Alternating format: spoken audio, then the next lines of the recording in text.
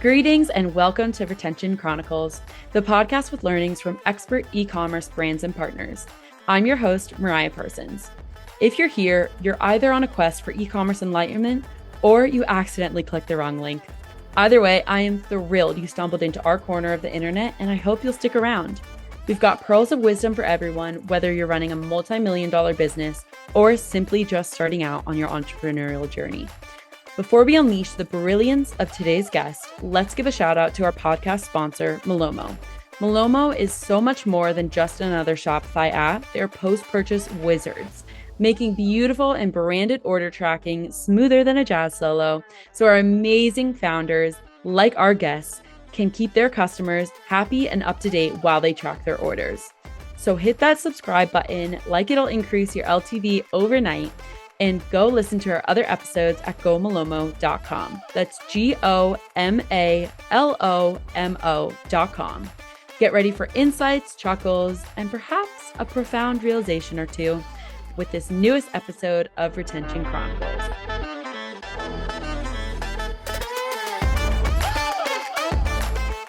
Hello, everyone, and welcome back to Retention Chronicles. Bryn, so glad you could join me here today. I'm so excited for this one. Your energy is everything that we know and love on this podcast. So thank you for making the time. Say hi to our audience and give a brief introduction of yourself. Thank you for having me. My name is Brynn Snyder. I am the CEO and co-founder of Slate. We help people take charge of their oral health, and I have 5 kids. Oh my gosh, wait, I did not know that you had 5 kids. Oh my gosh. Okay, tell us a little about them. Give us their ages, all of that.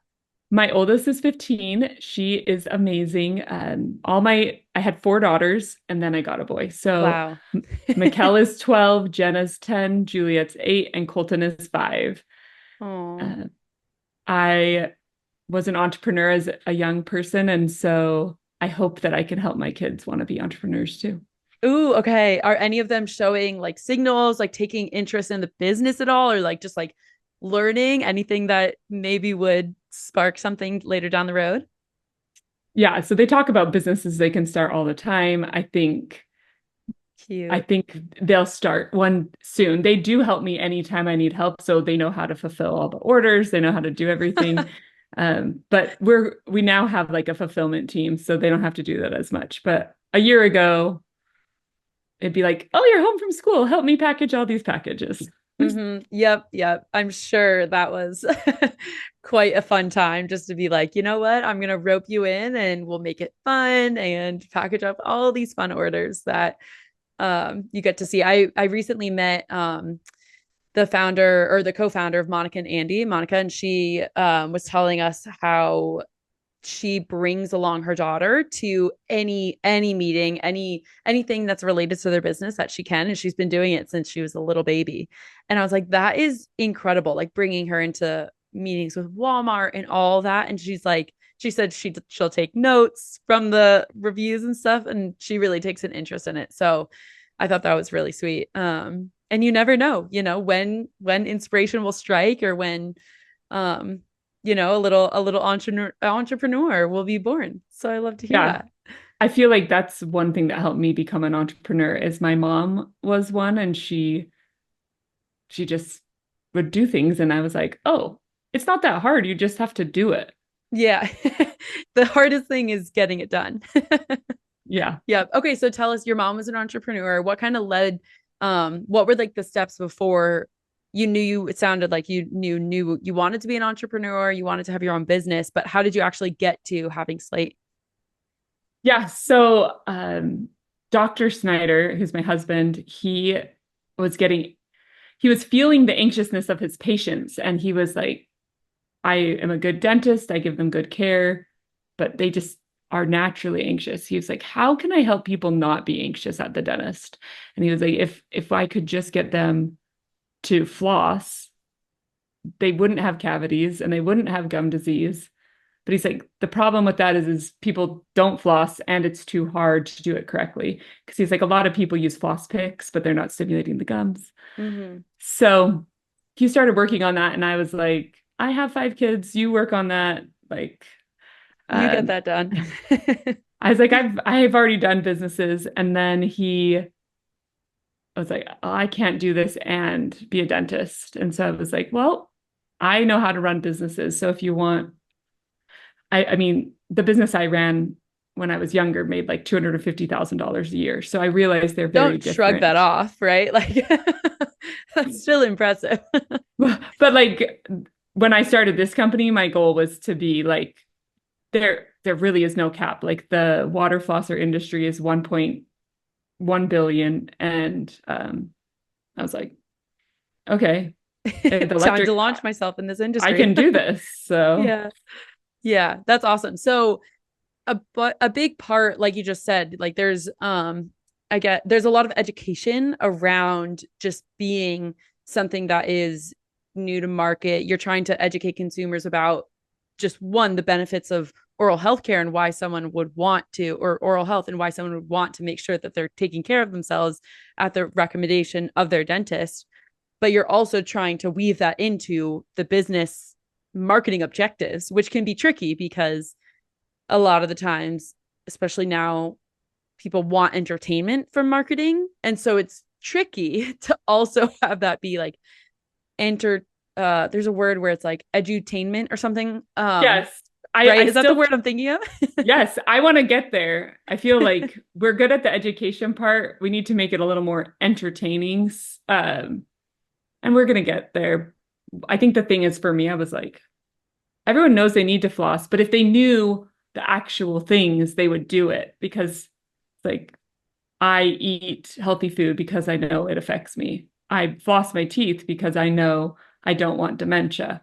But lots of people don't know those have correlations. So Yeah. Yeah. And like sticking up with the staying relevant with new things that are being produced too. And so I don't know if we actually talked about this background, but I originally studied neuroscience in school. And so learning about all of the fun, weird, random correlations that you wouldn't expect per se from you, like you just said, flossing and dementia. And you're like, wait, they're correlated? What? How? But then you learn things about, just how the blood is going through your body and infection and diseases and all that fun stuff. That was at least fun for me to learn about. Maybe for others yeah, it wasn't. for me, I was like, wait, you think your brain would protect from bacteria? And it usually does, but the bacteria in your mouth is small enough that it can get through the brain barrier. Yeah, crazy. So See, like I studied that for 4 years, and I don't think I ever heard someone talk about the correlation between flossing and dementia. So this is new for me, right? So it's like it's a tough because I imagine you're trying to stay up to date, obviously with like industry knowledge, and then you're trying to um, share that with consumers and like boil that down to be like, okay, how is this an easy to consume piece of media that tells you, okay, this is why you should care about flossing and this is why it needs to be part of your everyday routine. But then also you go into the market of water flossers and I think it's like waxy floss or like textured floss. I don't know if these are the correct industry terms. So correct me you're if I'm doing wrong. great. Okay, good. I'll take that. And then also Slate. So how do you then there's like such a world of education that you have to like I don't want to say water down, but you have to make it consumable and like in rapid pieces. Yeah, I think that's been the hard point. It's like sometimes I have to remind myself, like you said embrasure. No one knows Mm-hmm. what embrasure means. You need to say it's where the teeth and gums meet. So I think that's why it's really great to have a marketing team because they reel me back in and are like, Bryn, you're too difficult. What you're saying doesn't. It needs to be more digestible. So Yeah, this um, was this was one of my favorite moments in working in marketing when I realized I did a little bit of consulting for an auto care company. And so I know nothing about cars, right? Like I could not tell you one thing about a car technically. But it was great because I was exactly the consumer, right? Where I was like, I have no idea like what this means. I didn't even know that you had like right like axles. I'm like, what is that? What does that mean? And so then you have to right like you get to walk back of okay, instead of being so engrossed in all the different aspects of what you're trying to foresee the consumer wanting to know, you like actually are the consumer, and it's a fun overlay when you get to be like, wait yeah. a minute. I know And exactly what message I would want to hear. But when you're not sitting in that seat and you get the blessing of being super knowledgeable about a product, or I feel this on the software side, you really have to pull yourself out of those out of your own knowledge to be like, okay, what would be educational but also consumable by my customers. yeah, I feel like I'm a okay middleman. Like Dr. Snyder and hygienists obviously know so much more than I do. But I've learned a lot by working at the dental office and working with them. So I just think you can't unlearn what you know, but you have to be able to explain, and it's hard. Mm-hmm. Yeah, yeah. And I learned that lesson too with teachers slash professors, right? Like the minute you can master, okay, this is how you take yourself out of not knowing what you know, um, and then be able to teach it to a new person, then that has no idea what you're talking about. It really, you become like the master of all masters, because you can just talk through, okay, this is what I know you need to know, but how do you explain that for the first time to someone?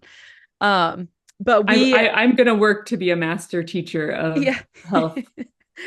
of Slate and health. That's our goal. That's our one goal from this podcast. We'll see how we feel at the end of the episode. But okay, describe to the product to our listeners. I know it'll be hard because a lot of listeners are just listening in and not watching the video. But describe to us like what makes Slate different from the other flossers that are out in the industry. Because I know, like I mentioned, there's a bunch of different types that are all in the industry of flossing. There's a bunch of different products, but I know Slate is obviously cornering part of the market that is totally different from what people Yeah. are used to seeing. So the cool thing is we knew people have string floss, people have water flossers, and then this is where we come in. We were like, anyone who uses a water flosser, a dentist is still recommending they use string floss.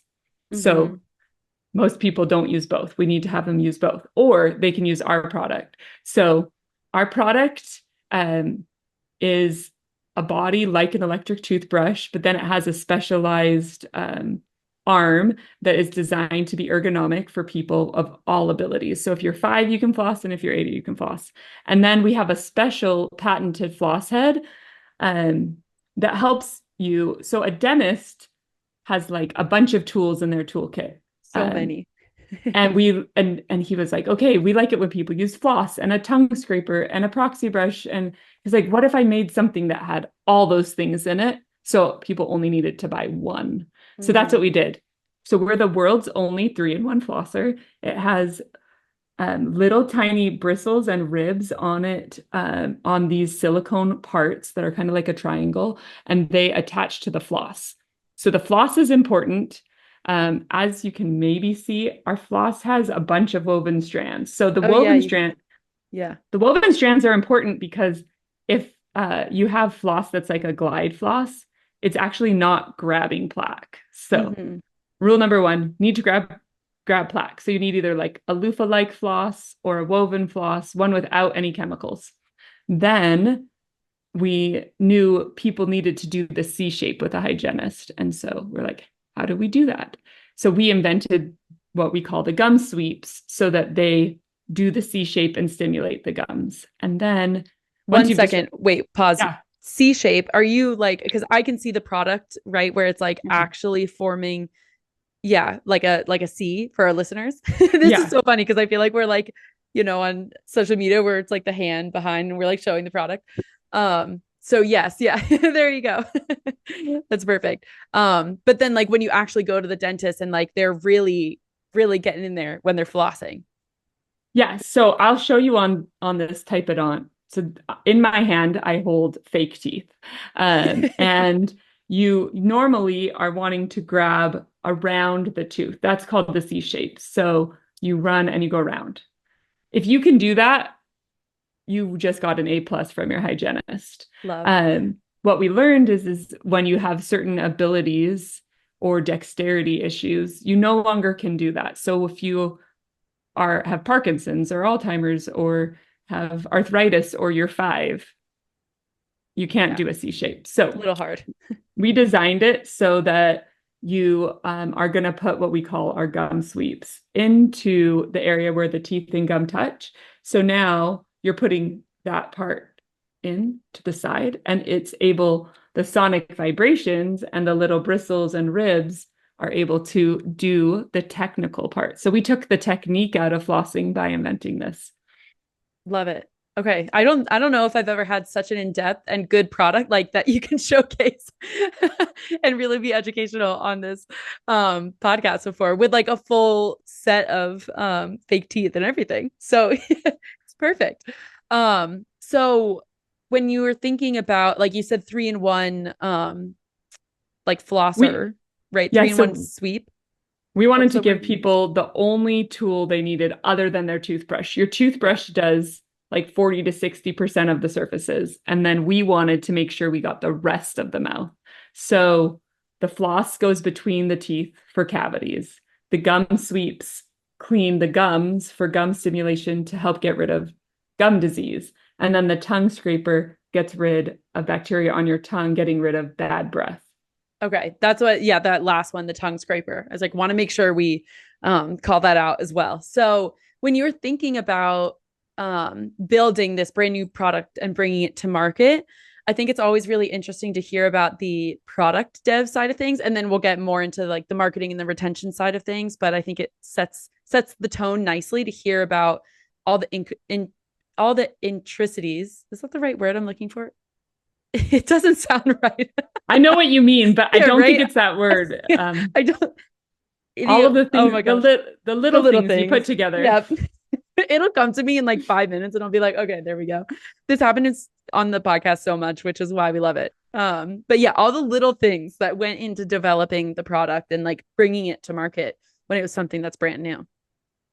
Yeah, it was hard. We didn't want to go to China originally because we were worried we'd get knocked off really fast because there's electric toothbrushes everywhere. Yeah. And so we were like, oh, okay, how do we develop this? So we teamed up with some engineers. My background is product design, but Dr. Snyder started the process. And so he worked with the engineers and we designed the body and then the head. What we didn't realize was how much money that would cost. Yeah. So we started off with like $300,000 to work on the development of the product, and it went pretty much it went within the year because we spent all the money on the development, and then you have to buy the molds, and the molds are like $150,000. Wow. And then anytime you want to change the mold, it's like another 10 grand. And so a lot of fun up front, it sounds like. So if you can find someone who has experience in that, I think it's really beneficial. Luckily, between our engineers and me and Dr. Snyder, we were a great team. Yeah. Okay. So that's, I would assume, very daunting when you're looking at that price tag and you're like, oh my God, we believe in this product. It is new to market. So we have to really invest on the front end. When now that you're looking at it, and you know, you've had proof of concept, you're in the market, all that fun stuff. I imagine some of the nights maybe you sleep just a little bit easier, not perfectly, but just a little bit easier. What was one of the things that when you were looking at bringing a new product to market, that you kind of were like, no, like we should stay the course. We should continue. Were there any like little moments where you saw the proof of concept or like hitting the market or talking to people of like, oh yeah, I would definitely use that? What was some of the like very early stages of like, are we crazy? And then what are we seeing to kind of combat or to reassure us that we should really be pursuing this? Because I feel like that's with something that's new to market, that is what a lot of founders, a lot of entrepreneurs face of like, is this just something that is solving a problem for me? Or is it going to be able to capture the market in a bigger percentage? Yeah, so that was something I really cared about. I was like, I'm not going to invest the next 10 years of my life to a product that can't succeed. So we did 2 tests. We made our product and then we sent 500 to hygienists. And I said, if hygienists don't give us the thumbs up, I'm not doing this. And so we sent because there's a lot of crappy products out there that hygienists don't recommend. So we were like, want to be backed by dentists. So we sent our product out to 500 hygienists, 200 dentists, and said, is this good? 95% of them said they'd recommend it to their patients. So I was like, check. And then 74% of them said it was better than any tool that existed. So I was like, okay, we have approval from them. We can now see if the consumers want it. So we did a Kickstarter, and I don't know if I would do a Kickstarter again, but it was a good proof of concept. We were able to raise $200,000 in 30 days and, well, 194 to be exact. I love that you got that right off the cuff. But I was like, okay, we had 3,500 people that like our product. We have these hygienists who like our product. It's just a matter of, can we market this product? But it's a brand new idea. There is one other company out on the market that is similar, but I believe we're completely different. They are an electric flosser, but they don't have gum sweeps or the tongue scraper. So I feel like we're similar, but not the same. Yeah. Right. That means we have to educate a lot of consumers, because it's like if we came out with another water flosser, it would probably be easier. Yeah, people would already know, right? And then you're doing a lot more of the comparison in like other people in the market, but you're not educating on the industry that you sit in. You're educating on the product differentials based off of, whatever other companies are in that vertical with your product. So it's a lot more like granular education, where you're like, oh, this is why you would go with us over other person who has this product. So it's like we have to educate the dentists and the hygienists, and then we have like two kind of groups that we focus on. We focus on the dental people, and then we focus on the consumer. And so we're just excited because we see that the consumer buys our product, they get good results, they go to their dentist, the dentist confirms the good results, and then they tell their friends. Yep. And then that good old thing, word of mouth marketing, referrals starts to kick in, and then, whatever snowball effect happens. Yes. So I'm glad that you said like there's kind of the two different groups of dentists / hygienists who are using the product in office, and then there's also the consumer who's using it at home. So first quick question is, where did you find that first group of dentists and hygienists that you were like, we want to send you a product and get your feedback on to see if it's something that we should pursue?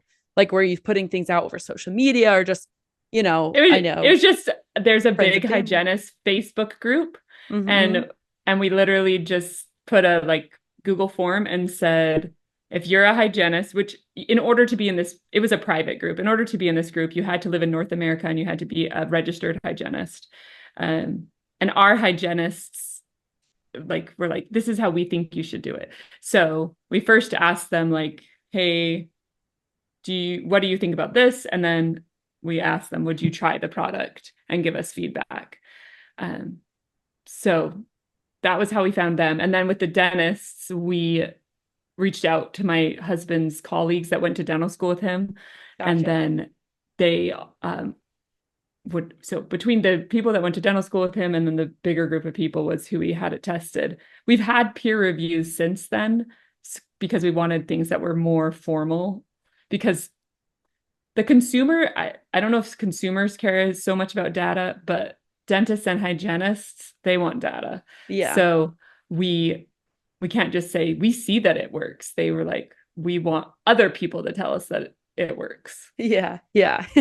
Use that credibility then for us to feel comfortable with using your product. There's really a Facebook group for everything. I love that you just were able to source people from Facebook. Okay. And then, so also random question, but I don't think I've ever asked a guest this. When you did your Kickstarter, do you get, like, I know it acts as pre-orders, right? Of people saying, raise my hand, this is something I'd use, but do you get that contact information of those consumers? You must, right? Yeah. So if they purchase the product on Kickstarter, you get a list of every single person's name and their address and what they ordered. Okay. And then you update them as you go, because we started our Kickstarter in November of 21. and we didn't send everything out until November of 2022. So you if you don't update them, they get upset. So we learned a lot through Kickstarter. We learned we wanted our product to be as affordable as possible. Yeah. But we realized we weren't charging enough when we did Kickstarter. Like, it was pretty much a wash because our product is high quality, and because of that, it costs more to produce. Yeah. And I always like look at things and I'm like, wait, this Theragun's $400 and this Amazon knockoff is $100. Why? Yeah. Well, You get the Theraguns are, quality yeah. of what you pay for. Yeah. And two, you also sit in like an electronics category, even though it's like not, you know, like a gaming system or anything like that. You do have an electronic component of your device. So it's like that all obviously will also, you know, just be more to produce. So now we want to shift into more the retention marketing side of things, move away a little bit from ops and the prep. So tell us about someone shopping with you. How do you first acquire them? Like, what's the most successful method you found? And then we'll get into the retention side of things. So at Slate, we have this motto: try it. If it works, keep doing it. If it doesn't, try something else. It's a great motto to have. We have a similar one at Malomo. So we tried everything. We do social. So Meta and Google ads are the easiest way, I feel like, to acquire customers. Are they the most cost-effective way? Sometimes. Sometimes our ads are like 7x, and sometimes our ads are like 1.5x. So we've noticed that tends to happen during certain times of the year too. So like, but when you first start a company, you don't know. Like last year, we were like, what are good months for Slate? We don't know. But now we think we know. So we'll find out if it's right next year. Now I forgot the question all of a sudden. Yeah, you got it. So acquisition, which platforms? Just any channels. Yeah. Yeah, so we tried like Pinterest and TikTok and Instagram. Right now, we see that TikTok is able to bring awareness of our company, but we don't see that it's a high return rate on TikTok. So at first we tried it. So we put more energy towards Meta. We see that we have put more emphasis towards affiliates. A lot of our affiliates are actually dental professionals. And we've seen that people want to know about this product from their hygienists or dentists. So we tried UGCs. We do lots of UGC because that's important too. But what we've seen is people want UGC from a dentist. Yeah, that makes sense. Yeah, I feel like when you're sitting in like broader health industry, people want that credible person that they know to then recommend products, because it is something that is a little bit more, I think, not out of touch, but like removed from someone's normal daily knowledge, right? Like, it's not the everyday consumer who understands, okay, all these difficult terms to understand of like what actually is something that matters when you're talking about oral health versus something that maybe doesn't matter as much. Like, where should you put your money, or where should you put what eggs in what basket, so to say. And so I can totally see the through line of like, people want to know about a product and want to be able to buy it for themselves, but they want to hear that they should be buying it from those trusted individuals that they already follow for, whatever educational reasoning. I think sometimes it's hard because I see people can be amazing marketers and not lie, but they're like right on the border. Yeah. Yes. I'm like, wait, this company is called Dr. Emma's. You'd think that. And I'm like, they called it that. I was like, oh.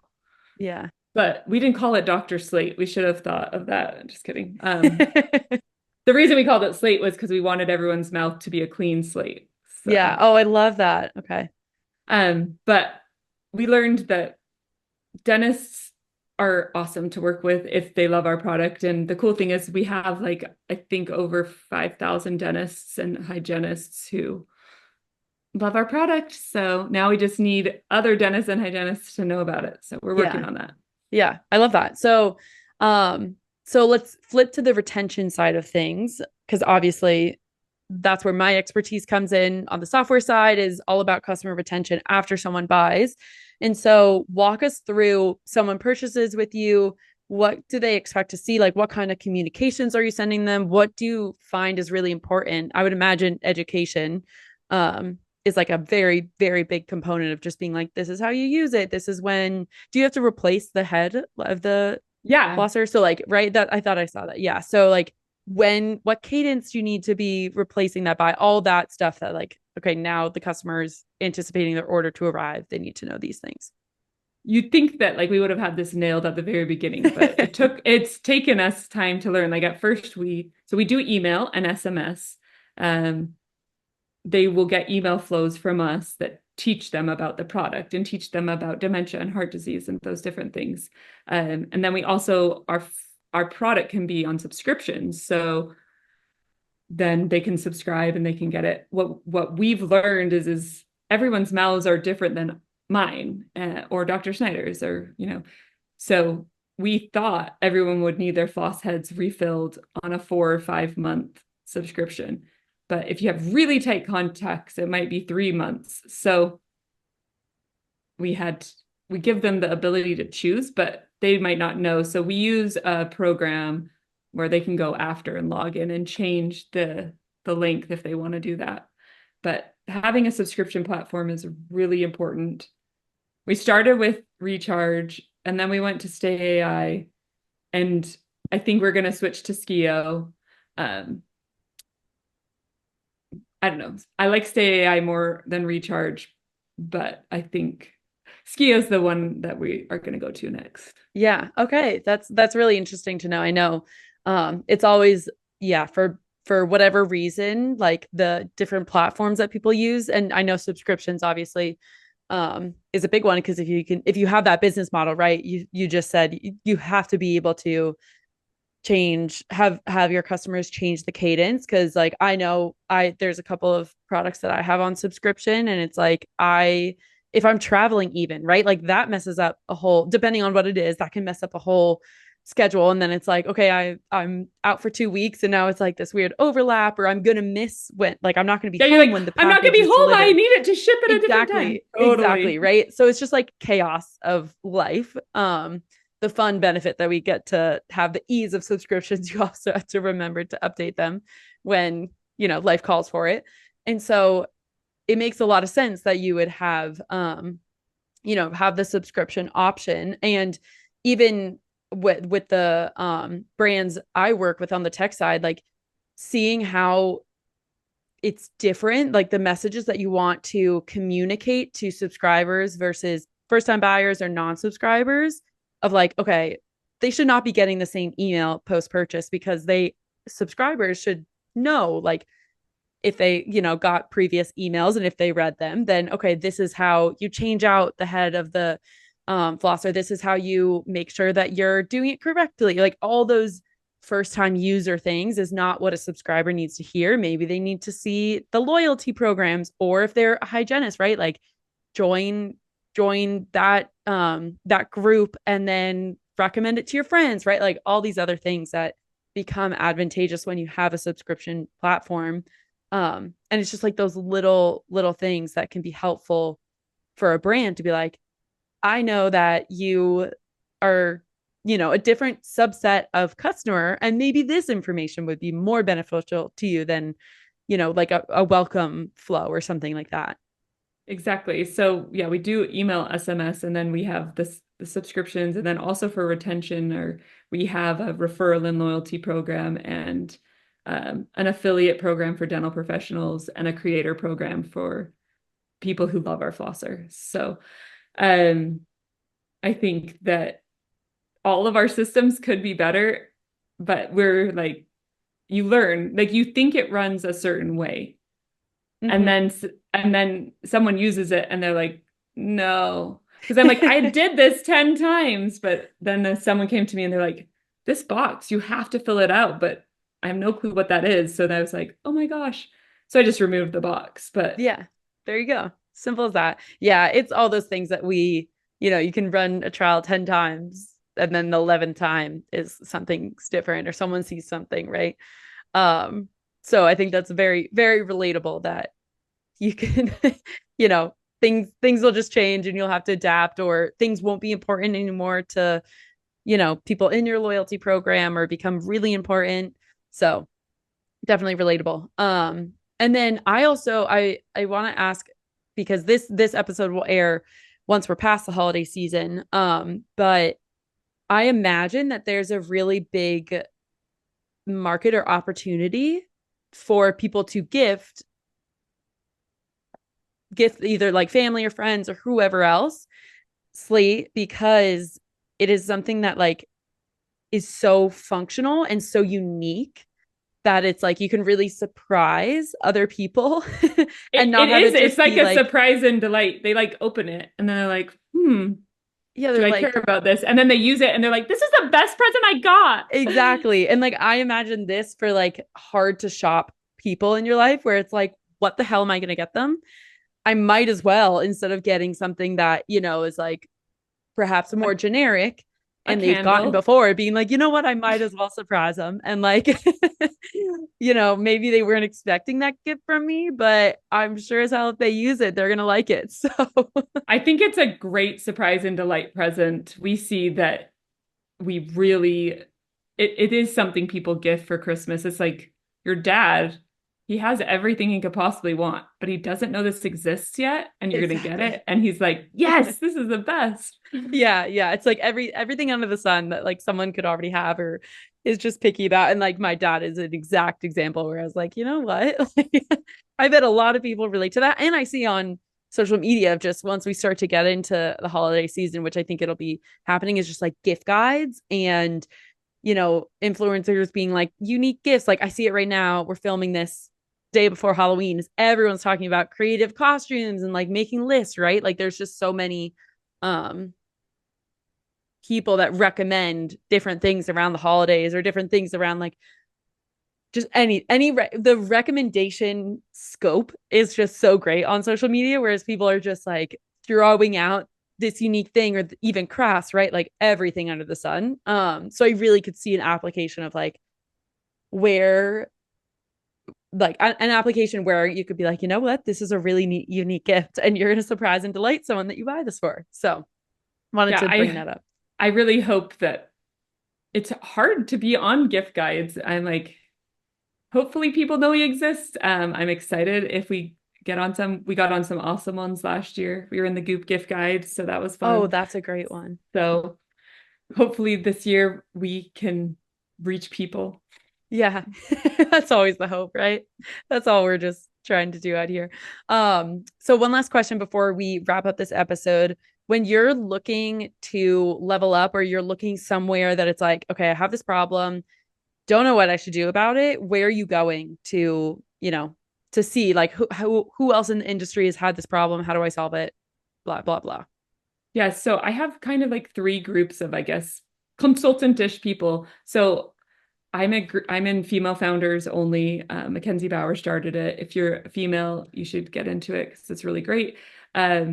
When I have questions, I ask that group. And then I also have a board. We did raise money. So I have a board that I can ask questions to. Some of them are very business focused. So if it's a business question, ask them. If it's like a tech stack question, I probably will ask e-commerce people. And then I have like our trusted team where we're like, okay, how do we do this? Who do you know? I think really you just have to ask. A lot of people want to help you, but no Yeah. one can help you if they don't know. Mm-hmm. Yep. I love that. It's a through line right through all these episodes. We met through female founders only. And so, Yeah. I always will give a shout out. But there's a lot of people out there who are just like, you know what, I've either been there or will be there or know somebody who has been there. So Yeah, I'm in a few very willing. Slack groups that I'm like, oh, like find your group. Like e-commerce is a group, and then consumer product goods is a group within that group. So, Yeah. Is it the CPG startup one by chance? uh-huh. Okay. Yep. That one's also a great one. So yeah, I feel like too, and then you can ask people like, what groups do you join? And then people start to be like, oh, you should join these ones, they're helpful. So, and then finally, last question, are there any like promotionals or are there anything that you're excited about for the new year? Because I always think it's fun. Totally okay if the answer is no, Yeah, but so Slate, we try not to do sales all the time because we want people to know like we gave you the best price we could give you. And so only do 2 sales a year. And Black Friday, we do a 20% off. So that's super exciting. okay, Um, amazing. and then in January, it's habit time. There's no sales, but you should focus on your new habit of flossing. Yeah, everyone is trying to reset routines. There's the new year resolution. Is that the right Yeah. Yeah, right. I Uh-huh. was like, am I blanking on that word now? So yeah, you can really match the market mentality of like everyone's really trying to keep up good habits. It's been cool. We've seen that people who use our product 3 months later, 85% of them are flossing regularly. Wow, that's great. Like, yes. Yeah, So love it. Okay, well, Bryn, thank you so much for taking the time today. This has been an absolute joy to have you on, and I know this will be a very valuable episode to our listeners. So thank you. thank you so much for having me. And I'm sure we can give you a 10% off code. So let's add, what's your typical thing? Yeah. So Retention Chronicles podcast. So we can do that, or we can do Mariah. We'll do Either one. Mariah 10. Okay. Oh my God. Yay. Love it. We snuck it in So, at the end of the episode. So people will really have to listen to the whole thing. Okay. But it'll be in the show notes for okay, anyone who wants perfect. it. Yeah. Okay. Thank you.